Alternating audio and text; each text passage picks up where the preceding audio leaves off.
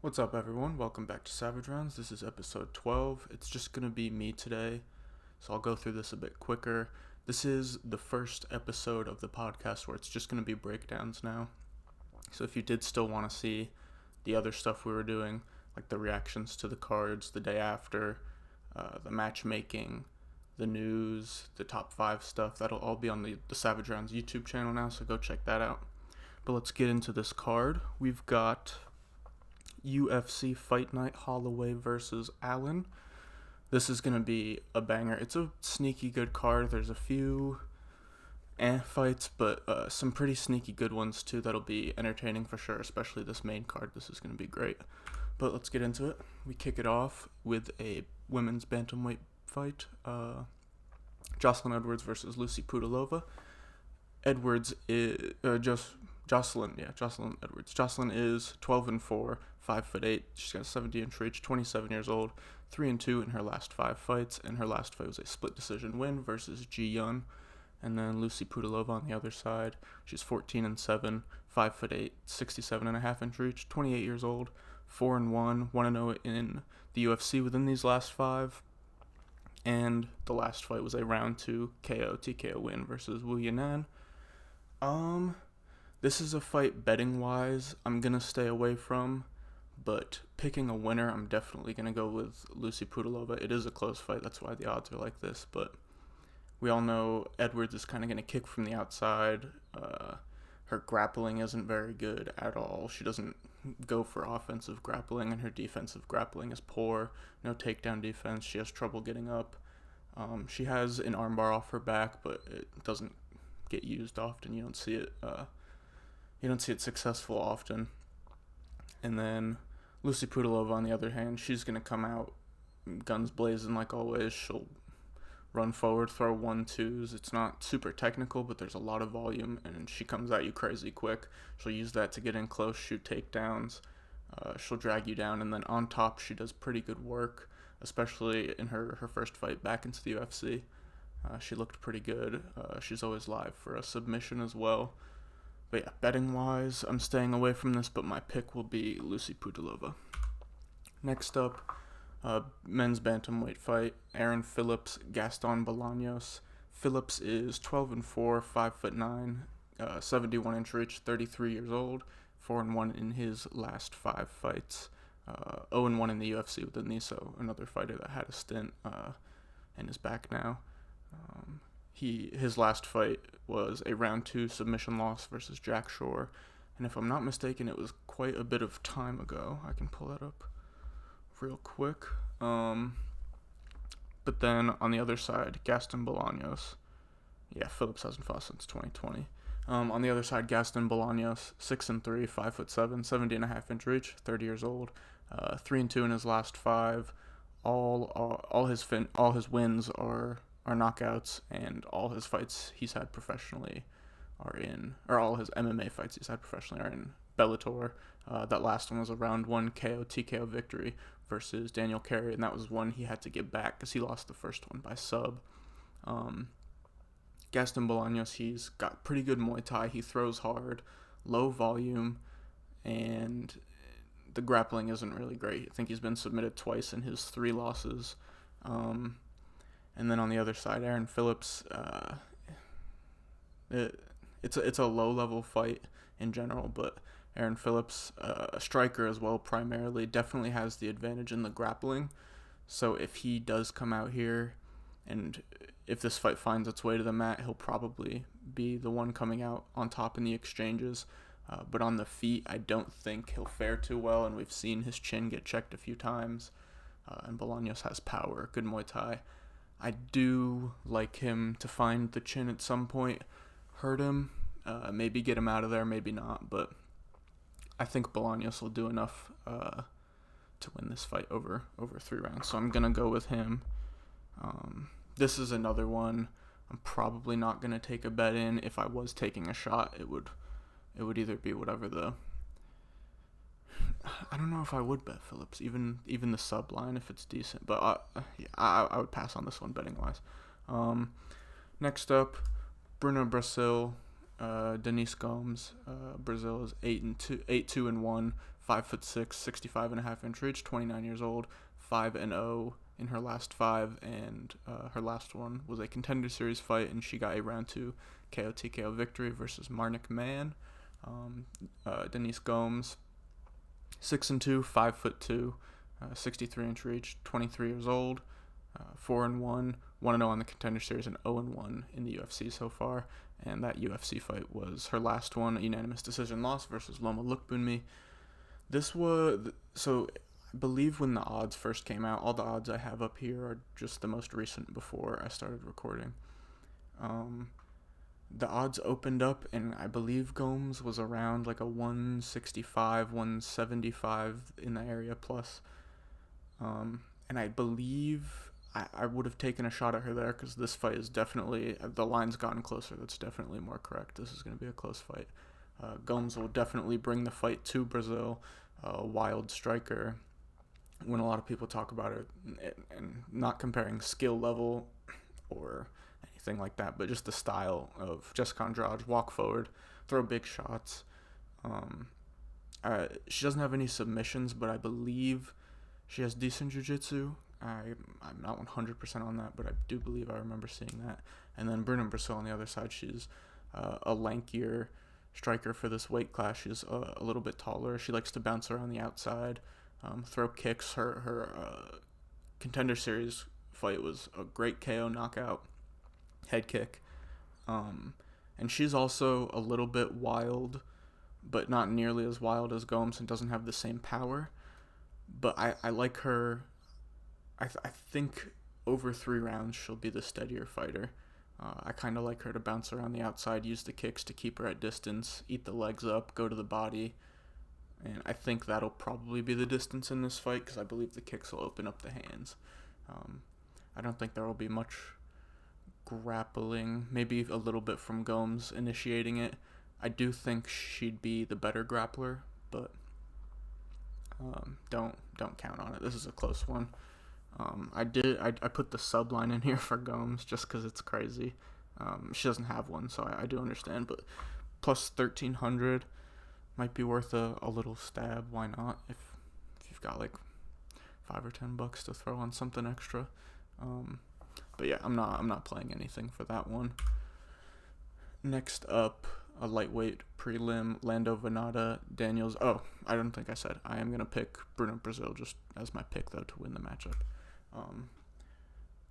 The lightweight fight now, Lando Venata, Daniel Zellhuber. Venata, 12, 6-2, 5'9", 71-inch reach, 31 years old, 2-3 in his last 5, and that last fight was a round 1 submission loss versus Charles Jourdain. On the Zellhuber side, 12-1. He's 6'1", got a 77-inch reach, 23 years old, 4-1 in his last 5. He has a Contender Series win, and his last fight was in the UFC. It was a loss, unanimous decision loss to Trey Ogden. Venata, on the feet, he can be scrappy. He's got pretty good boxing. Throws kicks. I wouldn't say it's like the main part, but he'll have decent boxing. He can be scrappy in there. He'll have the grappling advantage for sure, like wrestling wise. So I think if he can implement that in, it can be used to his advantage for sure here. But on the feet, we saw Zellhuber come out on Contender Series, and he started out slow. I believe he fought Lucas Almeida, who's also in the UFC now. He started out slow. Almeida, if I'm remembering correctly, won the first round, and then Zellhuber picked it up as the fight went on, and then this year he ended up getting that win on Contender Series, and then this fight in the UFC, he just versus Trey Ogden, he just never got going. The volume wasn't really there. He defended some takedowns. I believe Ogden got some as well. Wasn't threatening too much off his back or anything. And just that the output overall, there wasn't enough. Ogden threw the leg kicks at range, threw the jab out there, and was able to get the job done. I don't think we'll see that typically from Zellhuber. I like the physical advantages he'll have in this fight, because I do believe Venata's prone to getting into brawls on the feet. He's not afraid of it. So I think if it comes like that, he'll accept it and go for it, go with it. And I think Zellhuber will be able to make the most of that. I think he'll know he has to throw more, and he'll come out and get this victory. I'm not gonna predict how because I'm not too sure, but I do think he'll get the victory. I'll say most likely decision. I Another one I'm gonna pass on betting wise. This next fight, Jillian Robertson, Piera Rodriguez. Robertson is 11-7, 5'5", got a 63-inch reach, 27 years old, 2-3 in her last 5, and her last fight was a round 2 submission victory versus Maria Agapova. Piera Rodriguez on the other side, 9-0 undefeated, 5'3", 63.5-inch reach, 30 years old, 5-0 obviously in her last 5. She's undefeated. She's got a win on Contender Series and then 2 victories in the UFC. Her last fight was a unanimous decision victory versus Sam Hughes. This is one we've seen Piera Rodriguez come in to the UFC and do well. She's got 2 victories, but she's very takedown prone. She doesn't, at least in the UFC, she hasn't threatened a finish very often or very much.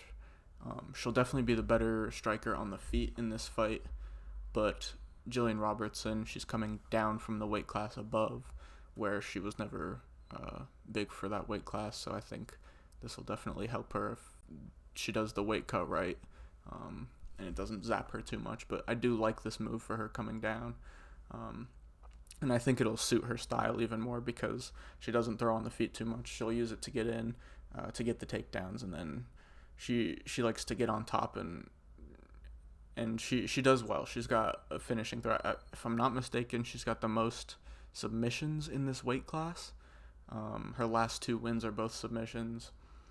I do believe Jillian Robertson coming down a weight class, being the bigger girl, and Piera Rodriguez being takedown prone, I believe Jillian will be able to get this one done, get the takedowns, maybe find the submission, maybe just grind it out. I do think the 2 bets here, if you're going to play, if you like Piera, it would be by decision. I don't think there's a point in taking the money line, to be honest, because if she does win, I do believe it'll be by decision. And then the Robertson sub line, maybe if you can get a good double chance, sub or decision, that could be good too. But I don't mind taking a shot at the sub because I believe she only has 1 TKO finish. But Robertson inside the distance plus 225, that might be a good one to take a shot at. I wish I could have got Jillian Robertson opened up as an underdog. That would have been a nice one to be able to grab, but I didn't grab the money line when it was that, and it flipped pretty quick. But yeah, I think if you're going to take something in this fight, it would be Jillian Robertson inside the distance to take a shot at it. I am picking Jillian Robertson to win this one. On to the next, we've got the battle of the 2 oldest dudes in this weight class.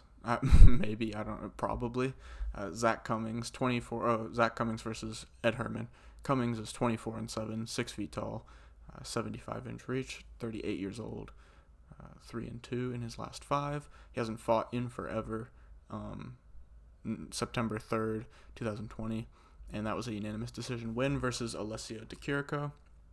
Herman on the other side, 27-15, 6'1", got a 77-inch reach, 42 years old, also 3-2 in his last 5. In his last fight was a unanimous decision loss to Alonzo Menefield, where he just didn't get anything going. That was easy domination for Alonzo in that fight. This is a weird fight because Ed Herman hasn't, in all his recent fights, hasn't really looked like he's dangerous offensively. There's not really offense being produced too much recently. And then Zach Cummings hasn't fought in forever. He's going up a weight class. He had a horrible back injury where he was bedridden, he said, for like 4 months or something. He couldn't even pick up his kid. And he has 2 fights left on his contract. He doesn't think he's going to finish it out. He's probably going to retire after this one. He just wanted to do this to prove to himself he still could. So it's weird circumstances. My initial thought was just like if it was Zach Cummings before this long layoff, I feel like this would be a Zach Cummings pick. Or if he had stayed active and not gotten injured, this would be a Zach Cummings pick. But Coming off this long layoff, talking about retirement, horrible injury. I don't know if I like it. So I think I'm gonna go with Ed Herman here, which is weird considering I just said he hasn't looked like producing anything offensively. Um, but I don't know. I just whenever fighters start to talk like this, I don't tend to like it. We saw Jorge. People were still picking Jorge for some reason, even though he was very obviously saying this was it. Um, and Gilbert went out there and made it look easy. Um, I'm gonna go with Ed Herman. Betting wise, I think there's two okay shots you can take here. I definitely won't like this isn't like a fight where I'm super confident and I would put Ed Herman in a parlay or anything. I wouldn't take a shot on his money line. These are just two little props I think could be worth it. Herman by decision if you like that side plus 380, so you'll get a better line. I don't think he's live for a finish to be honest. And then I don't think, even though Herman hasn't been submitted in quite some time, if I'm not mistaken, Zach Cummings submission at plus 500. I just think Cummings has like 12 submissions or something out of his 24 wins, so he's got a pretty good submission to win rate. I think that's a decent line to take there if you like the Cummings side. I might throw a little bit on one of them. I don't really know. This probably not. I don't really like this one betting wise. But yeah, I'm gonna take the underdog Ed Herman just as my pick to win. Next up, Brandon Royval and Matthias Nicolau. Don't know why this is on the prelims. This is gonna be an absolute banger. The number 4, number 5 ranked flyweights. Royval 14-6, 5'9", 68-inch reach, 30 years old, 3-2 in his last 5. His last fight was a round 1 submission victory versus Matt Schnell. Matthias Nicolau on the other side, 19, 3-1, 5'6", 66-inch reach, 30 years old, 5-0 in his last 5. His last fight was also versus Matt Schnell, and he got a round 2 KO TKO victory. This is, like I said, this is going to be all action. If anything, I would take the under here. Nicolau has, I can't remember the exact stat, but I've seen it flying around on Twitter this week during fight week. Nicolau's like 8 knockdowns in his past 5 fights or past 8 fights or something. So he's got a lot of knockdowns recently. He's looked really good in all these past 5 wins, good performances. The only one, I believe, I thought I thought Kopp beat Nicolau, but it was a very close fight. And then Royval on the other side, he's all action. He's 100% going to bring the fight. He's live for a sub in any way, but he's also live to be finished in any way. This is going to be a banger. If you like Royval here, I don't blame you, because he's gonna come out and throw bombs, try and get Nicolau out of there, shoot takedowns relentlessly. If the hands aren't working, try and get the submissions going, and then yeah. But like I said, the dude's dynamite, but he's also very live to be finished. Nicolau has shown great boxing recently. The hands have looked great, and also a jiu-jitsu wizard, so a submission is always live there. It could be like a club and sub type situation. Like I said, I really like the under in this fight. It's sitting at minus 102 right now. I'm personally on the Nicolau side here. I think he's looked really clean. He's on the up, and Royval is a little too reckless for me. I do think I'm going to be playing Nicolau inside the distance. Like I said, I won't be surprised if Royval comes out and hits him with something crazy and gets the submission or the knockout victory. But I do think he will come out and be wild, and Nicolau will be able to capitalize on that with his hands and find a knockdown to a sub or something. I'll probably play the under as well, and I like Nicolau inside the distance at plus 210. Moving on, we've got a featherweight fight. Bill Algeo, TJ Brown. Algeo is 16-7, 6 feet tall, 73-inch reach, 33 years old, 3-2 in his last 5, and his last fight was a split decision loss versus Andre Fili, who might have the worst, or one of the worst nicknames in the UFC, Andre Touchy Fili. It is awful. And then TJ Brown on the other side, 17-9, 5'9", 72-inch reach, 32 years old, 3-2 in his last 5, and his last fight was a round 3 submission victory versus the debuting Eric Silva. TJ Brown, he comes out strong. He's a great wrestler. Oh, well, I won't say great, because I think there are definitely better wrestlers than him, and if he comes up against a better wrestler, he could be out wrestled. But I'll say he's well rounded, but he's not special at anything. He's got decent striking.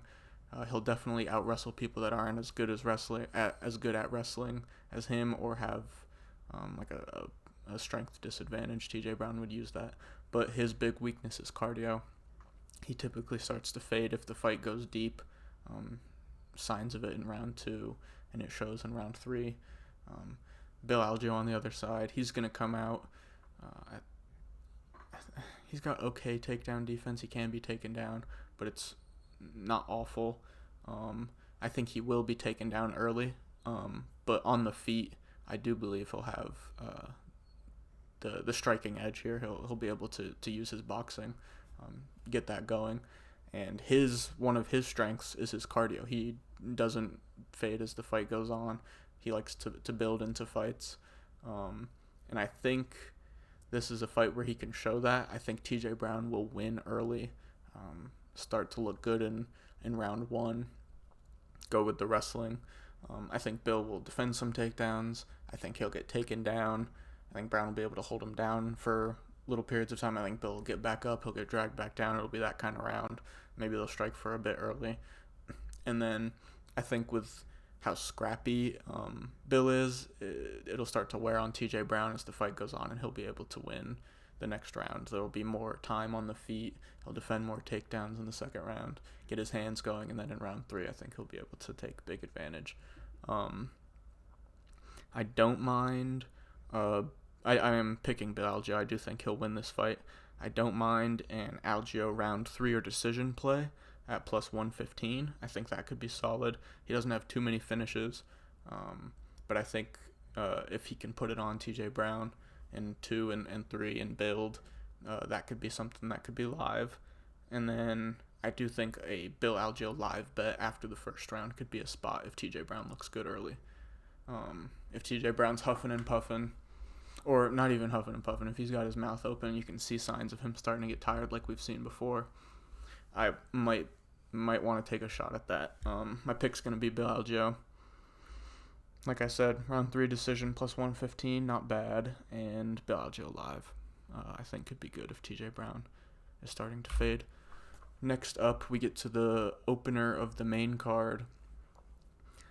This is where I would have had the Nicolau Royval fight, by the way. Slide the Algeo fight down 1, slide this down 1, and I know it's Clay Guida, and they're starting to build Rafa, but I would have switched them probably.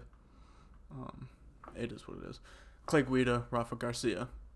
Guida is 38-19, 5'7", 70-inch reach, 41 years old, 3-2 in his last 5, and his last fight was a split decision win versus Scott Holtzman. Rafa Garcia on the other side, 15-3, 5'7", 70-inch reach, 28 years old, 3-2 in his last 5, and his last fight was a unanimous decision win versus Mahashate. I just don't think this is a great fight for Clay Guida. We know what he's going to do.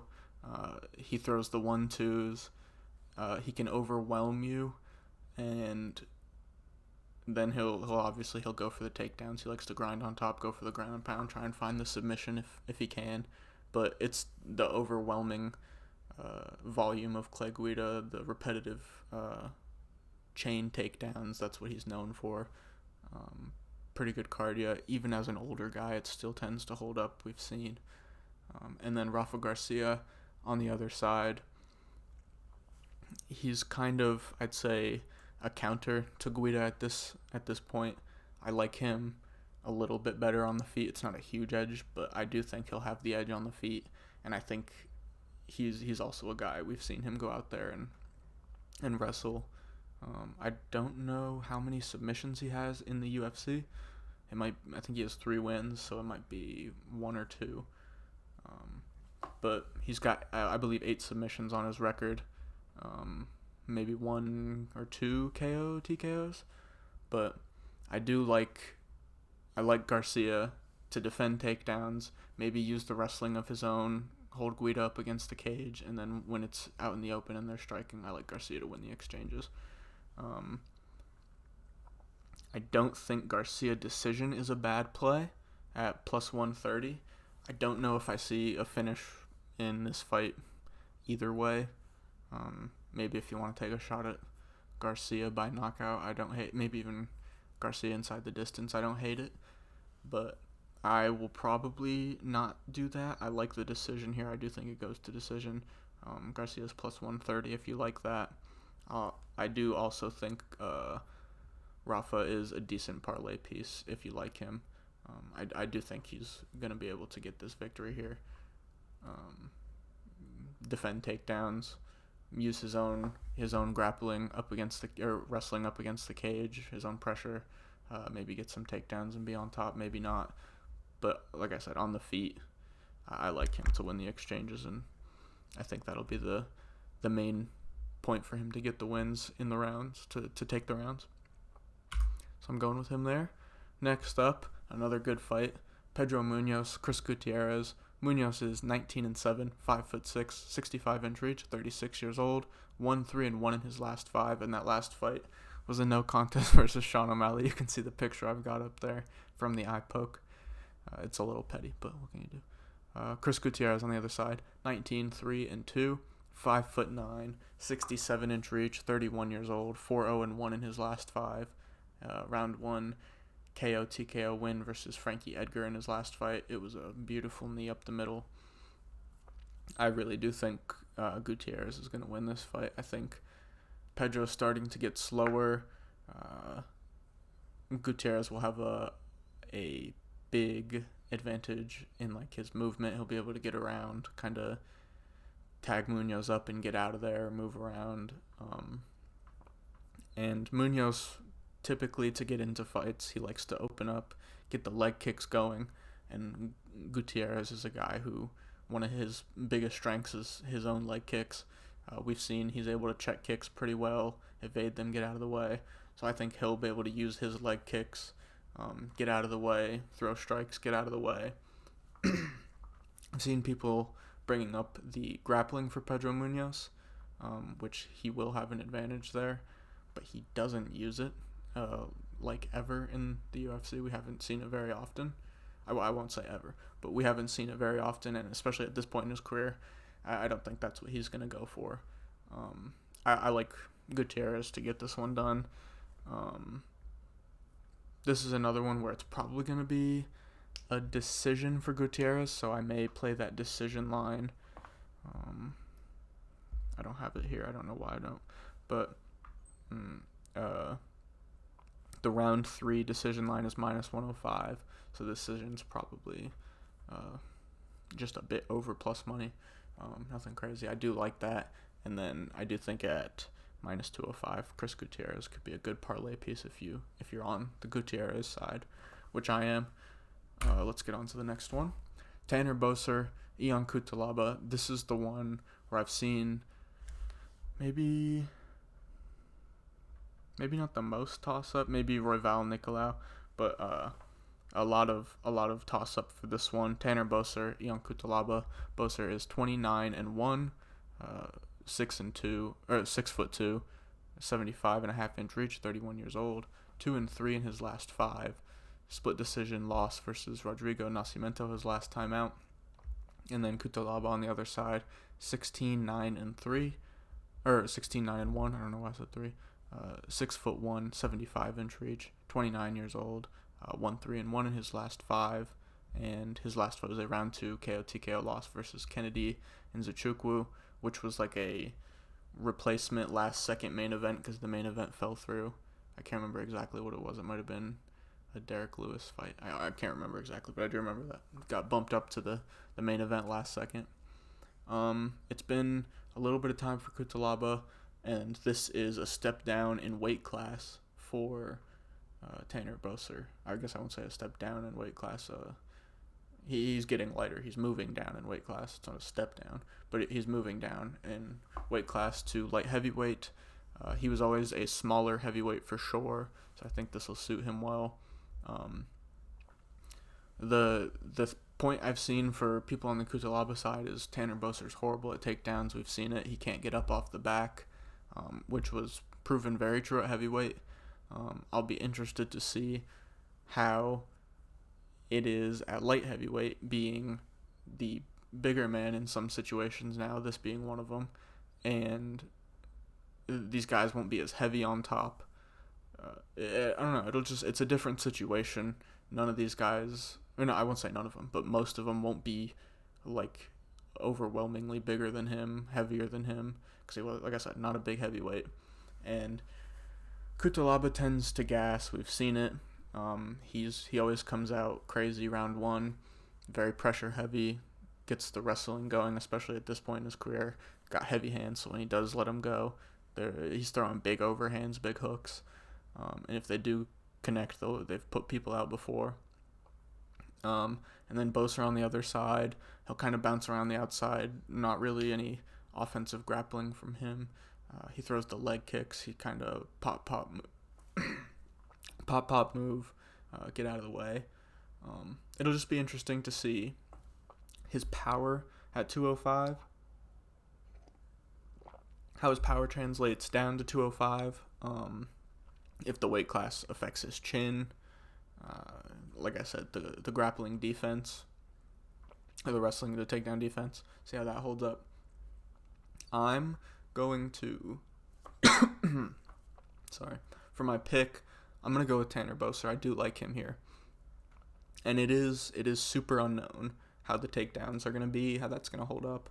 But I'm going to take the shot on Boser here. I like him to be able to get up, especially when Cutelaba starts to get tired after the first round, and then pepper him on the feet. We've seen Cutelaba get finished before.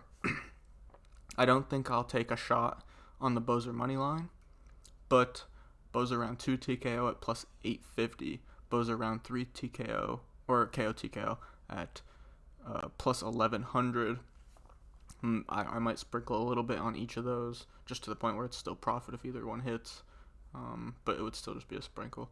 And then round 3 decision for Boser, plus 250. Taking Boser live after the first round could be a good shot if Cutelaba's starting to look tired, and he won the first round with the wrestling. That could be something to consider. And then also, like I said, it's super unknown on the Boser side, being at this weight class, how his takedown defense is going to hold up. And Cutelaba decision at plus 800, if you're on the Cutelaba side, is a shot I would definitely take. Boser's never been finished, and like I said, even if Cutelaba's winning, he's still getting tired as the fight goes on. His pace will start to slow. He won't have as much output on the top in the later rounds. I don't think that's a bad shot if you're on the Cutelaba side. Decision plus 800. But yeah, I'm going to take Boser to win this one. This is an interesting fight. I wouldn't take money line on either of these guys unless you are super confident in your read on the fight. But yeah, let's get into the next one. Dustin Jacoby, Azamat Mirzakhanov. Jacoby is 18, 6-1, 6'3", 76 inch reach, 35 years old, 4-1 in his last 5. And his last fight was a split decision loss versus Khalil Roundtree, which should not have been a loss. He won that fight. It was an unfortunate judging decision for him, but what can you do? He would be on a really nice win streak right now and probably wouldn't be defending his position or defending his rank, but it is what it is. It's unfortunate for him. And then on the other side, Azamat Mirzakhanov, 12-0, undefeated, 5'10", 71.5 inch reach, 34 years old. Obviously, in his last 5, he's 5-0, undefeated. One Contender Series win, and then 2-0 in the UFC. And his last fight was a round 3 KO TKO win versus Devin Clark. I really do like Dustin Jacoby in this fight. The line started really nice. I believe you could get him at like 135. I can't 100% remember, but I believe the starting line was around there, and then it went up pretty far to like 180, minus 180, and it's slowly started to come back down. It's at around minus 150 right now. He's the much bigger guy. I think on the feet he'll be able to see the big shots coming from Mirzakhanov, because that's what he is. He's a big power puncher on the feet. He's a shorter guy.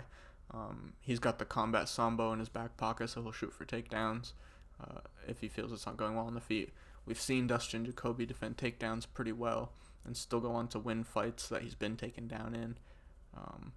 I just think on the feet, he's going to be so much bigger, so much longer. He'll be able to pop and move, kick the legs, and I think he'll end up with the decision here. This is another guy I think, this is one I like the money line for, especially at this point coming back down. If you can get him at minus 150, I don't think that's too bad at all. I feel like this is a big step up and a big gap in the striking technique and levels, and just the kickboxing experience, the MMA experience. I like Jacoby in all of this. Give me Dustin Jacoby to get this one done. Moving on, the co-main event, another banger, big step up here for Billy Q.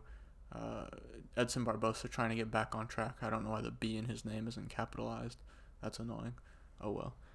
Edson Barbosa, 22-11, 5'11", 75-inch reach, 37 years old, 2-3 in his last 5. In his last fight was that unanimous decision loss versus Bryce Mitchell, which was just about a year ago now. And then Billy Q on the other side, 17-4, 5'10", 70-inch reach, 34 years old, 3-2 in his last 5. In his last fight was a round 2 KO/TKO win versus Alexander Hernandez. That was a sick performance. I was there. Me and Dobie got to see that live. It was pretty cool. We both had bets on Billy Q too. I'm pretty sure, was it the end of last year? Yeah, it was. So we didn't have an episode on it, but all week, all we were talking about how Hernandez will win the first round, and especially being down a weight class, it being his first time, start to gas in round 2, and Billy Q would swarm him for the finish, and that's what happened. It was pretty cool, especially to win that bet live, being there live. But this fight, much different story. Although Barbosa is on the decline, Billy Q is gonna have to walk through a storm to overwhelm Barbosa, because we've seen Billy Q in some fights struggle with leg kicks. Shane Burgos leg kicked him up, did really well there, got the win. And Edson Barbosa has some of the best leg kicks and kicks in general in UFC history. The only problem is he is older. He's lost the last 3 out of 5. The chin is starting to become questionable. Durability is scary, but it'll just be interesting, because I do like Barbosa to do well in round 1. I think he'll be able to defend takedowns from Billy Q early on. He'll be able to chew up that leg. But Billy Q is tough and scrappy and has a great gas tank, and that could be an issue for Barbosa at this point.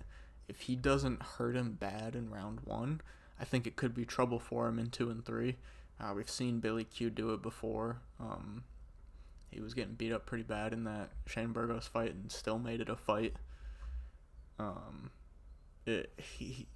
Like I said, scrappy a dog, great cardio, good boxing, throws big overhands, has good power, and like I said, the durability is starting to become a question for Barbosa.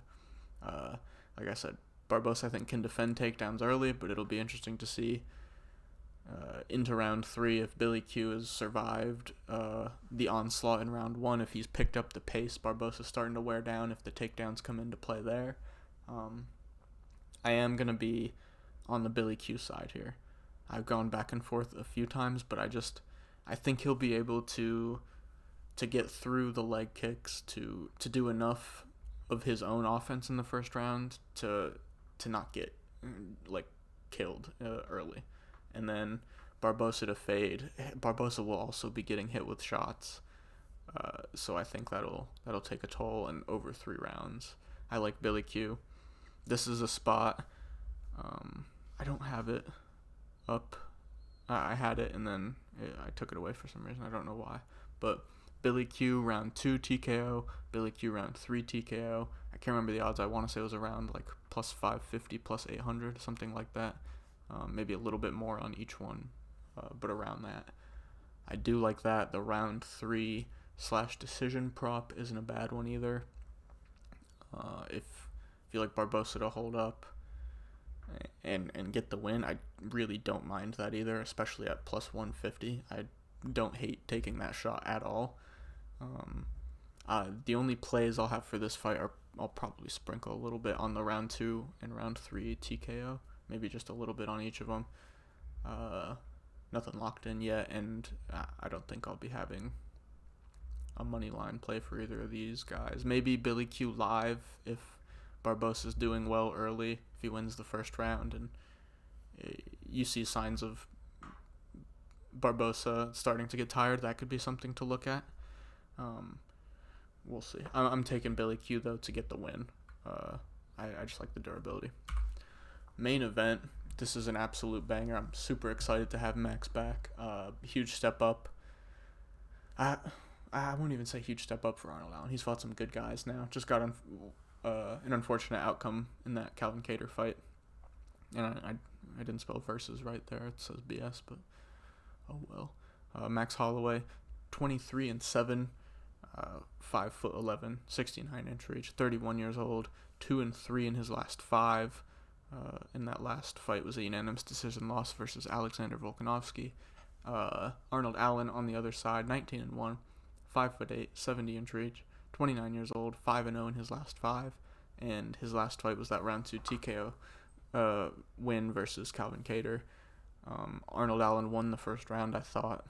Was doing really well, but Calvin Kattar did some weird jump thing and landed on his knee wrong, and it gave out and it shredded something in his knee. He had to he's on the layoff right now. I don't think he's even talked about coming back yet. I haven't seen anything, at least. Max Holloway had the crazy trilogy with Volk, lost all 3. Unfortunate way to go out and lose the title. What can you do though? Volk is a different level, but what we saw in this fight before Volk was him go out and have an incredible fight and look great versus Yair Rodriguez, who is now fighting for the interim belt. So it just goes to show, even after losing to Volk, the levels Max is still at. And then Arnold Allen getting an impressive finish versus Dan Hooker before the Calvin Kattar fight. He got a nice win over Sadiq Youssef. This win over Calvin Kattar, obviously it was over in round 2 with an injury. We don't know how it was going, but I thought Arnold Allen was looking good early, at least. This is going to be an interesting one because I like Arnold Allen early. If he had Volk cardio, which we've seen he can start to look tired in round 3. We've never seen him go 5 rounds yet. And I'm not saying like he's slowed down dramatically or anything at all in round 3, but against a guy like Max Holloway, you want to be able to last 5 rounds 100%, or at least like 90%. And I don't know, it's untested waters for Arnold Allen, and we've seen him start to slow in the 3rd. But early, I think he can look really good. If he can hurt Max early, that could be the way he gets this win, because he's got crazy power. I think he'll have the speed advantage here. I really like the pressure he puts on. He'll meet Max. They'll both move forward at each other. And then we all know Max, the incredible boxing. We saw him wrestle versus Yair. It looked pretty good. And the unlimited cardio. We all know about that too. That's what I think is doing it for me. I'm picking Max Holloway, and I feel pretty confident in it. I like Arnold Allen to look good early, use his power to get big shots off, but Max is, even though he's been through wars, we've seen his chin hold up. It's been his trusty weapon because we've seen him take some big shots before. I don't think Arnold Allen will be able to hurt him bad enough to deter Max's game plan in a way that would get Arnold Allen the win, or that would end in a finish or anything.